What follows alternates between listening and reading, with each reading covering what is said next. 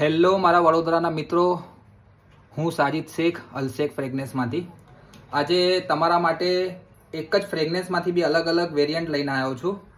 એક છે સ્ટ્રોંગ અને એક છે લાઇટ. હવે જેને સ્ટ્રોંગ પસંદ છે એના માટે છે પર્પલ એ ઉદ, અને જેને માઇલ્ડ ફ્રેગ્રન્સ પસંદ છે એના માટે છે ખાલી પર્પલ ઉદ.